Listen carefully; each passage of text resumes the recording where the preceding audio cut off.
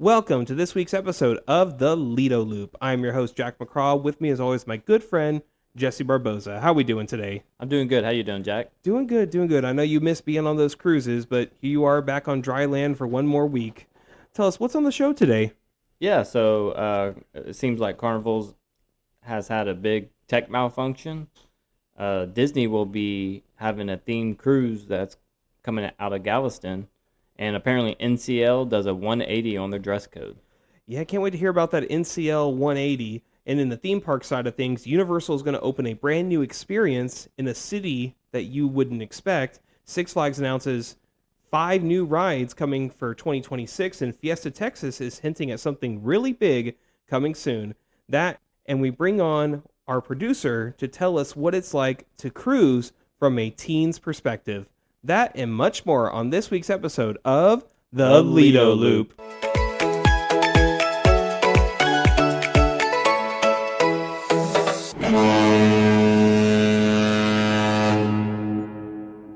So kicking off the show, we are going to talk about the latest and greatest in the cruise world with the cruise news. And Jesse, I hear there are some tech issues that temporarily impacted Carnival Cruise Line sailings. Can you tell us a little bit more about that? Yeah, so this past Sunday, Carnival did put it on the website. They actually had a banner on their website that showed that they were having multiple IT issues after a planned system maintenance caused many disruptions in sailing. So some of the things that were affected were embarkation, disembarkation, the bars. They couldn't buy anything from the stores. Apparently they had issues keeping track of drinks, and even in the restaurant they had to go back to the old paper and pen to take orders. Carnival also had issues with their Wi-Fi, the casino systems, and anything to do with their sell and sign card payment, which is include all the onboard services. So this is the gambler in me talking, but is it possible that someone had their sail and sign card, all their money on it, and they couldn't get that money off of it after they were done with the casino? So apparently, yeah, that did happen. So you could still actually gamble in the casino, but you had to use cash only. So I'm guessing, I don't know how it would go back on your card though. That's honestly, I have no clue. I haven't talked to anyone that actually had that issue yet. Yeah, because Carnival, the last time we were on there, doesn't use paper tickets that you hand in like you do in any other casino, like in Las Vegas. So I can understand that being a very frustrating thing. Going back to the not able to like use the sail and sign card for drinks, what do? Just keep track of it with pen and paper as well? I'm guessing, yeah. I mean, there's no way of keeping track. I'm pretty sure some people got some free drinks out of that. Speaking of the sell and sign card, Jack, apparently on a disembarking of a ship, they could not scan people out of the ship. So you know what they had to do? What, do they just kick them out and say, hey, it's your turn to go door to door? No, they literally, when they were disembarking from the ship, they had to hand over their sell and sign card. So a lot of people weren't able to save it. And I'm one of the people who likes to save it. I have every single sell and sign card from every cruise. I think I'd be pretty pissed. I don't know. What do you think, Jack? Would you be pissed if you had to give your sell and sign card and never get it back? I mean, at the time, yes, but also I just keep most of mine in a drawer and, I forget that they're there. So yes, if that's a collector's item that you want to keep, I would be pretty upset. I mean, it seems weird that this would happen, and we're so heavily reliant on technology that one little outage could cause this much uproar and panic. But hey, at least it wasn't like a total ship malfunction like what happened on the Carnival Triumph a long time ago. Yeah, yeah. Nothing was affected with their navigation and all that. They had they have backup plans for all that, so they didn't have any problems. And it is really funny that they said that the casinos still worked. They want you to spend your money, but cashing out, that was going to be the problem. That's the most Carnival thing that I've ever heard of. Yeah, absolutely. But the company did offer apology, and they did offer compensation for the affected guests with the Wi-Fi because they weren't able to use the Wi-Fi. And this did last for multiple days. At one point, they did say that all their issues were fixed, but I was hearing reports 2 days later there were still issues with the Wi-Fi. However, Carnival did somewhat make it right. I think they should have done more than just refund the Wi-Fi, because I'm pretty sure people were mad that, because some people, they do work on the ship, and I'm sure they were mad that they weren't able to work. I mean, as someone who does normally get Wi-Fi, I would be pretty upset as well. Even though I normally just get the bare minimum of the social media package, it's like having that connection to the outside world. And especially if it's on a longer ship, like I'm assuming this is like a 7 or 8 day cruise, no Wi-Fi, you know, I assume that person's phone or computer was bombarded with messages as soon as they got back on board. But you know what this wouldn't happen on is a Disney cruise. And Jesse, I'm hearing that there is now going to be Marvel themed cruises out of Galveston. As you and I both know as Marvel fans, I think this is something you and I would both enjoy a lot. Disney revealed its 2027 summer cruise schedule, which include the return of Marvel-themed voyages from Galveston, which they're calling Marvel Day at Sea. So, what would that entail? Would there be a certain amount of superheroes on board?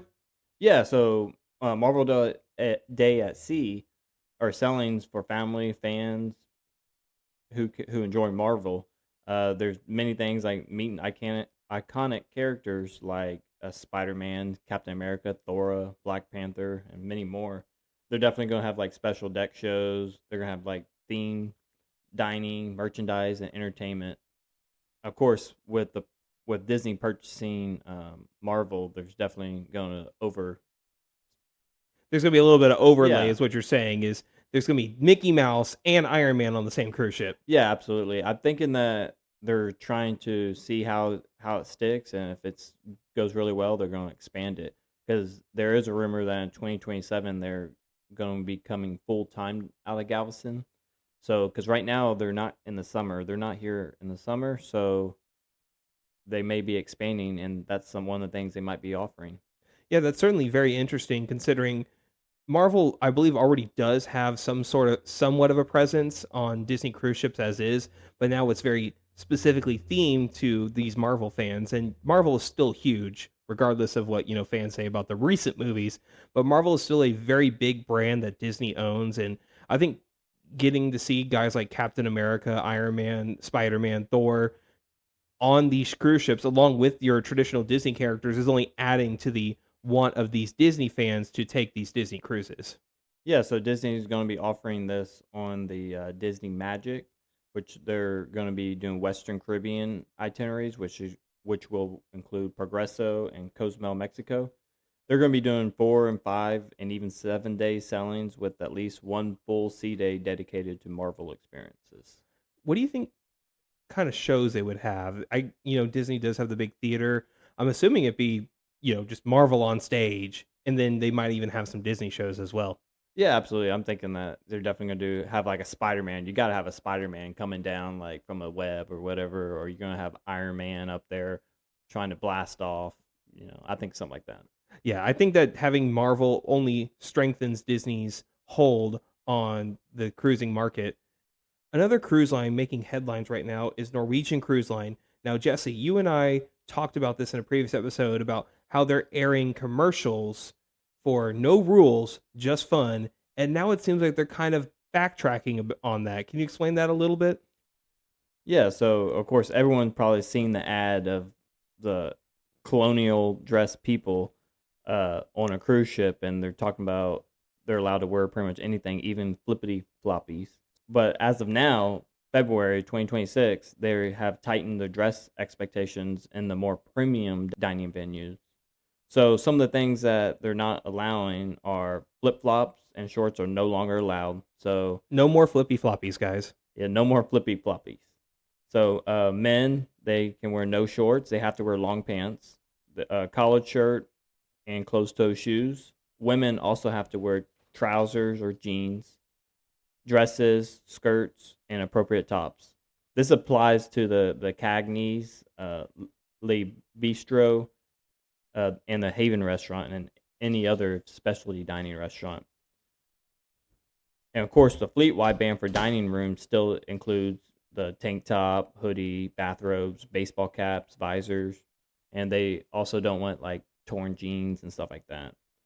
But they still going to have the dress up or not night, and they're also going to have a white hot or glow parties as well. It seems like it is a pretty strict. I mean, considering Carnival and MSC, where the dress code is recommended but not enforced, because you and I have been on some of these ships, and for quote fancy night, we see people come in with swim trunks and a tank top, and that's their fancy attire. Yeah, absolutely. I think that it's better if they just do optional, because I don't care what anyone policy. I'm still gonna wear my baseball cap. I don't want anyone to see my bald head. So Yeah, I was gonna say like the nicest thing I brought was a polo last time and jeans, and that sufficed. But yeah, in the NCL now doing essentially a 180 on the dress code, especially when they were marketing it saying no rules, flip flops okay. But this is just for the specialty dining, correct? The regular dining halls you could essentially just still wear whatever. well, I mean, they still have a fleet wide ban for the regular dining room, which we did talk about the tank tops and baseball caps. So I don't know what they're doing. I'm thinking that this has to do with them getting a new CEO, and I'm thinking that they're trying to change their policies on that. I wonder if one person ruined this for everybody, where someone came into the fancy night, dressed like they're on a carnival ship with a tank top and swim shorts, said, "Hey, no rules, just fun." But now they say, "Okay, no, that's no longer allowed," and now we have to go back to the old rules. Yeah, absolutely. They're definitely trying to make a separation from a normal cruise line like Carnival or Royal, which is optional. They're going to be more strict on it for sure. Would this affect you if you wanted to book a NCL cruise? The only thing is probably the ball cap. If they're really strict on that, because sometimes cruise lines do say they're strict on it, but half the time they don't say anything. You should just wear a beanie instead, or maybe just I, wear one of those bandanas over there. It's like, hey, it's not a ball cap. I'm pretty sure a beanie would be worse. So, Jack, switching over to theme park news, tell me about this new Universal experience. So Universal is expanding their footprint all over the country. So earlier last year or a couple years ago, they announced that they were going to build a kids theme park in Frisco and a Halloween Horror Nights attraction in Las Vegas. Last year, they announced Chicago would also be getting a Halloween Horror Nights experience. But now, in Philadelphia, of all places, the Franklin Institute Museum is opening a Universal theme parks exhibition. So, Jack, what do you think some of the things that are going to be in this exhibit? So, from my understanding, is that it's an exhibit with the history of Universal in mind. So, they're going to have former animatronics. Like, there's already in the photo a Dilophosaurus from the Jurassic Park River Adventure ride that sprays water at you. There's also going to be early concepts of the theme parks. There's going to be, props that were used on the live shows. It's essentially going to be an exhibit that showcases Universal in from its starting point to now. And I think it's a fun experience for theme park and history fans alike, like you and I are. So, why do you think they chose Philadelphia for this? That is a very good question. They had room in the museum, I guess. My honest guess is that they wanted to try it out in a big market like Philadelphia, and then maybe have it be a rotating show, sort of like here in Houston. Sometimes they have the Mummy exhibit, and then it goes away. There's these traveling museum, showcases, and I think there are enough people that are interested in both theme park and the history of theme parks to make this worth their while. I mean, heck, Chicago is opening a Pokemon fossil museum this year. And so it's like these like theme park and video game history. It's weird that this is our childhood being put into a museum now. But yes, there is a big enough audience that would think this is pretty interesting. Yeah, I'm sure Universal's trying to do this so that people will book Universal trips to Florida or California. Oh yeah, I imagine a lot of people that live in Philadelphia come down to Florida to go to Universal Studios. So not only this is expanding their footprint in the United States in a different market, but this is also one big marketing campaign for Universal. Like for people that go to this exhibit, I'm sure there's going to be people there saying, "Hey, come to Universal in Florida and ride our rides." So, speaking of rides, what are the new rides that Six Flags will be opening this year? So this year, there have already been 5 confirmed new attractions coming to the Six Flags/Cedar Fair parks. So we already talked about Tormenta, the record-breaking dive coaster that's coming to Six Flags over Texas, which you and I hopefully will be able to cover once it actually opens. In Knott's Berry Farm, Montezuma, the Forbidden Fortress, is going to Knott's Berry Farm. Phantom Theater opening night is a dark ride coming to Kings Island. Quantum Accelerator at Six Flags New England is opening. And then this is the most interesting one, Looney Tunes Land coming to Six Flags Magic Mountain. Now, recently, Six Flags has essentially tried to double down on the Looney Tunes intellectual property. Jesse, Don't you think that's a little old school and maybe they should do something else? I definitely think so. I mean, most kids, I don't even know if they know what Tunes are nowadays. I mean, just speaking of how they keep up with the Looney Tunes stuff and stuff like that, at Fiesta Texas on the Roadrunner ride, they've never picked up Roadrunner. He fell over on one of the rides and never picked it up. So there's really no way of telling that it's a Roadrunner ride. Yeah, the attraction is called Roadrunner, but I mean, it also kind of fits in the Texas theme because where it's located at in Fiesta, Texas, kind of like the southwest section. It's called Crack Axle Canyon, and yeah, they had a Coyote and Roadrunner statue from Looney Tunes, and they're gone now. I see that point. I mean, to me, I don't know what is a better IP to use. I mean, DC's great because DC is still culturally relevant, and they have Superman, Wonder Woman, Batman, all in the parks. But Looney Tunes, I think the last time the Looney Tunes were culturally relevant was Space Jam in the 90s. They had the second Space Jam movie, but clearly that one wasn't as good. So going back to the Roadrunner ride, I hear that Fiesta Texas is going to be opening a new attraction in 2027. So Hurricane Harbor closed both Whirlpool and Big Bender, two water slides. They were kind of right next to where Roadrunner is. So my first initial thought when they closed these two rides was they're going to build a brand new like water coaster or water slide. But Fiesta Texas recently put up a billboard that says Crack Axle Canyon County Cooperative, a 2027 development coming soon. So with the wording of Crack Axle Canyon, it makes me think that this is going to be a Fiesta Texas edition, not a Hurricane Harbor edition, with Crack Axle Canyon being the area where Dr. Diabolical, Iron Rattler, and the train station, the arcade are. And as they've done with previous attractions, there is a phone number you can call, and it's a San Antonio 210 number, and you can listen to a recording of potential hints of what the attraction could be. Now, we're going to go ahead and play it, and we'll let you guys decipher for yourselves what do you think this means. 1 second! Oh, thanks for calling the Crack Axle Canyon County Cooperative. Now, we're helping you find what's within. Oh, sorry. Now, we got this out-of-the-world development zooming to you in 2027, and you're definitely going to want to slide on by.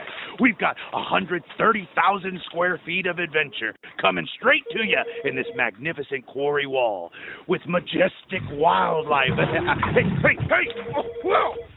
And a whole bunch more. Now, we're so excited to be partnering with Six Flags Fiesta Texas. So holler at us day or night and leave us a message. Oh, boy, I can just picture it. Hey, wait, get back here. Hey! Wow. So after listening to that, Jack, what are some of the things that stand out from that? So for me, out of this world, what's within, wildlife, I feel like they're leading in a lot of different directions. With Crack Axle Canyon being kind of this western / steampunk area, it would kind of make sense if it was maybe like a space western kind of ride. But you pointed out to me something off air, Jesse. What else did you hear at the end? At the very end, you can hear him taking off. It sounds like a motorcycle.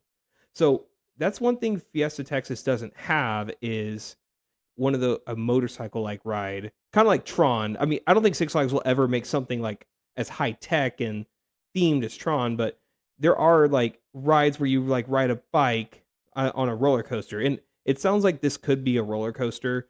Fiesta Texas has been known to tease rides like this. They did it with Batman, where they hung balloons up at the exact height of where it's going to be. Dr. Diabolical, they had a whole parade and like a steampunk thing going on along with the phone number that you call. When Joker came out, they had a number where you could hear the Jokers laughing and say, hey, go to my playhouse. And that's when the Joker ride opened. So this is something that Jeffrey Siebert and the Fiesta Texas company do very well, is they're really good at teasing and anticipating these new rides. What do you think it would be, Jesse, based on these context clues? So yeah, definitely. I definitely think it's going to be some type of motorcycle ride that takes you out of this world, and I'm sure there's some type of animals involved because they did say wildlife. And it did talk about the quarry wall, which is, if everyone that's been in Fiesta Texas, you definitely see the quarry around the whole Fiesta Texas And they also said what's within, so maybe it could be like you going go through. into the wall and maybe it's Kind of like the Island Rattler does. The Island Rattler goes through the tunnel in the quarry wall, so maybe it does the same thing but with motorcycles. So with them closing these two water slides down, what do you think's the future of the water park that's at Six Flags? so that leaves it with 11 total attractions, and 3 of those being, the wave pool, the lazy river, and 2 kids area. So essentially you only have like 7 water slides in this area. It's definitely smaller, and I could see a scenario where eventually Fiesta Texas uses that water park land and turns it into more land for their theme parks. They also do have a lot of room on the boardwalk right next to where Pandemonium is. There's enough room to build maybe a big coaster or 2 over there, but I think Fiesta Texas does have plenty of space to expand. But if you're asking me what I think is going to happen to the water park, I think it stays for now, but that's certainly a conversation of having that maybe that water park goes away in the near future. So, transitioning, we are going to talk about what it's like cruising from a kid's perspective. And joining us is not only one of our biggest fans of the show, but also a producer, content creator, and editor for the Lido Loop podcast, and that is Aliana Barboza. How are we doing today? I'm doing good. How about you? Doing good. Well, I'm happy you're here to talk about your love of cruising, and what are some of your favorite cruises that you have been on? Honestly, all of them. I have been on the Glory, the Carnival Glory, the Carnival Breeze, the Carnival Jubilee, and the MSC Seascape. And did you have a favorite cruise of those 3? Probably the Jubilee. That's also the nicest and the biggest ship, too. Yeah. What were some of the activities that you liked on that ship? I honestly really liked hanging out with my friends on this ship, and we had a group of people. We had like 23 people. So that's a fun part. And I also really liked the water slides and swimming. Do you judge cruise ships based on the water slides or how big the pool is? Mostly the water slides, yeah. And then also if they have like good food or stuff. And also, I know you're a big fan of those rope courses. Yeah. What were some of your favorite things that you ate on the cruise ship? It depends on which cruise ship, but on the Jubilee, my favorite thing I probably ate was I really liked their ice cream. And then on the MSC Seascape, I really liked their deep dish pizza. So do you think that, like, comparing Carnival and MSC, which one was favorite for food? For food, definitely MSC. They have a wider option for picky eaters and overall have better options, in my opinion. Well, let's talk about the most important thing. How is the pizza compared to Carnival and MSC? Compared to Carnival and MSC, I do say Carnival's is better, but the MSC ones is really greasy and has more options of different types of pizzas. Because on Carnival, there's only cheese and pepperoni, and on MSC, they'll make any type if you ask, and they also have deep dish. How was the dining? Did you like the food that was better on Carnival or MSC? The dining room was really good. I feel like they're actually equal, but I do prefer the MSC's desserts. What was your favorite dessert that you had? The royal cake. It has like a crunchy but also soft feeling. Did you miss the Carnival malting cake when you were on the Seascape? I did a lot. It was really good, but How was the ice cream? Because I know that's something that's very important to kids on the MSC Seascape compared to Carnivals. I personally didn't try the ice cream, but my friend who went on the cruise with us said that the ice cream was better on the MSC because they had more range. Like they could make a sundae if you wanted it at one of the places, and you could add more toppings to the ice cream. And on Carnival, you can just have a self-serve. So on Seascape, were you able to like self-serve yourself, or was it like Carnival, or was it not like Carnival? It was not like Carnival. Well, there was only one station where you could self-serve, and the rest of the ice cream stations were inside the buffet where you had to ask a worker for ice cream, and there was usually a really long line. All right. Well, switching topics from food. How about parties? Which one do you think had the best parties? I think the white party did only because it had like the best vibes in general, and all the parties were amazing though. Just the white party was my favorite. Compared to like Carnival and MSC, do you think MSC had more parties or Carnival? I feel like MSC had more and better parties because they had more like upbeat music and music that was like for everybody. And on Carnival, there's more like music for like an older crowd. Did you feel that there was more things to do for a kid on MSC, or did you feel like Carnival had more to do, or were they about the same? On the Carnival Jubilee, there was more to do than on the MSC Seascape, but on the Carnival Glory, there wasn't as much. So it just depends on what ship. Is that what you're saying? Yes. So speaking of like water slides that we talked about in the past, which one you think had the better water slides? I think that on the Jubilee, there was only one really good slide that stood out to me, and on the MSC Seascape, I liked both of the very big slides.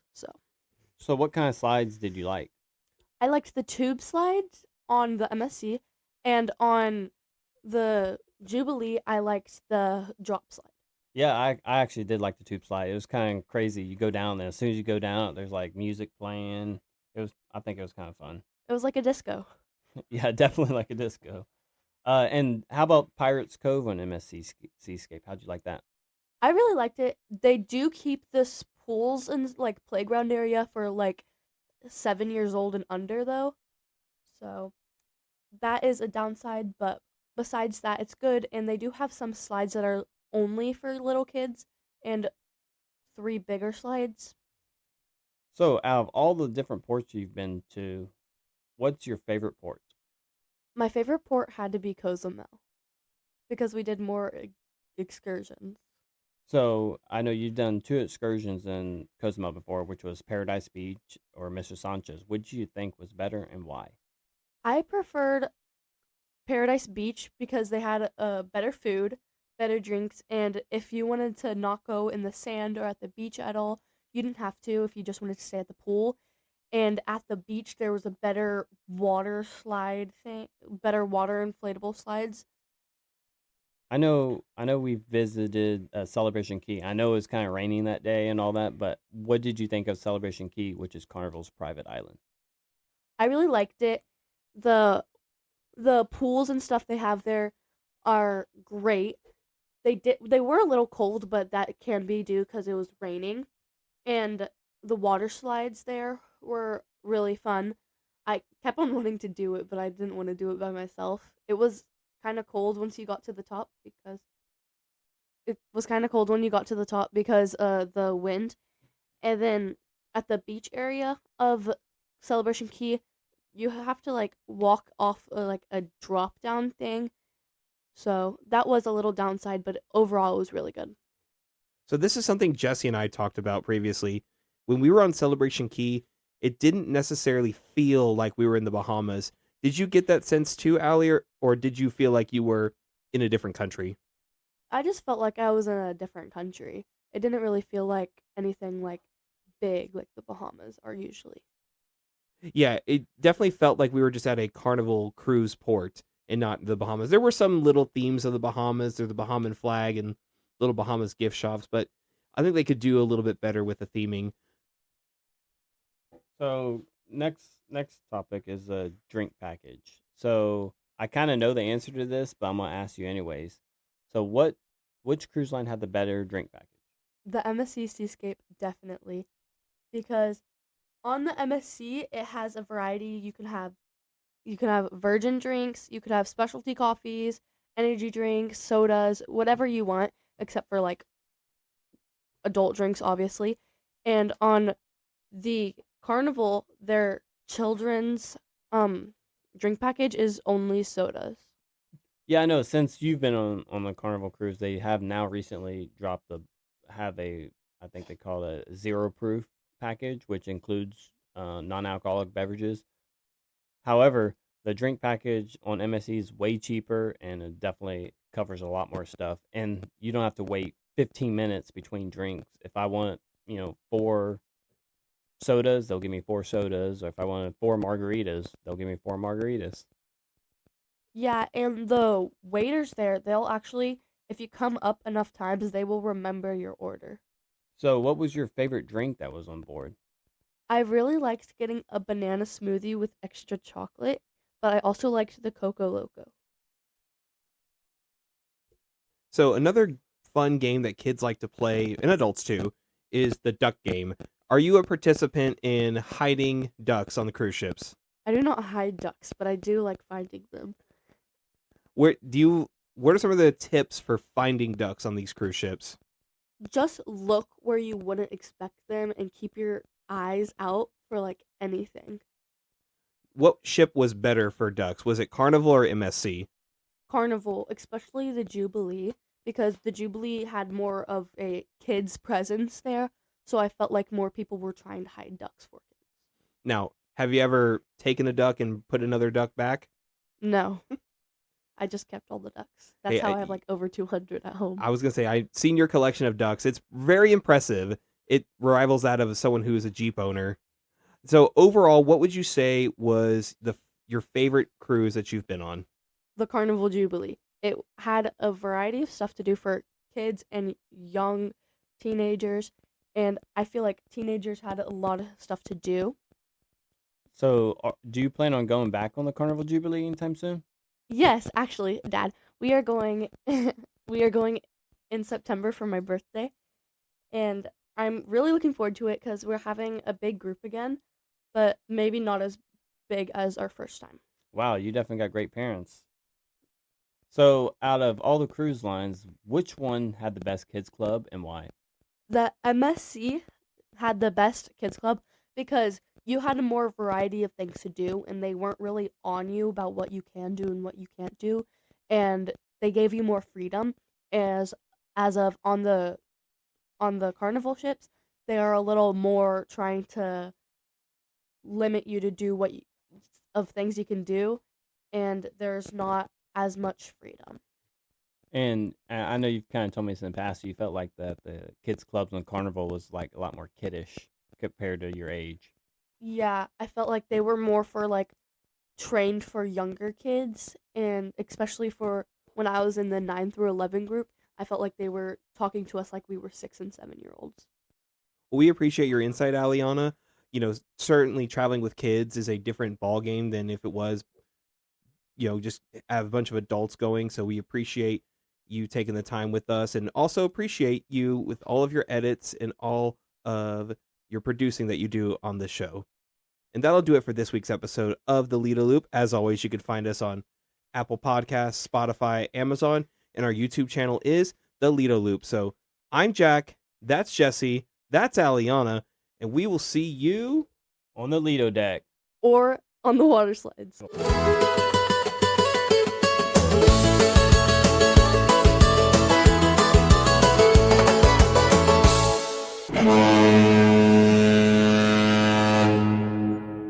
Thank you for watching this episode of Lido Loop. Like, subscribe, and ring the bell so you're notified every time we post more content.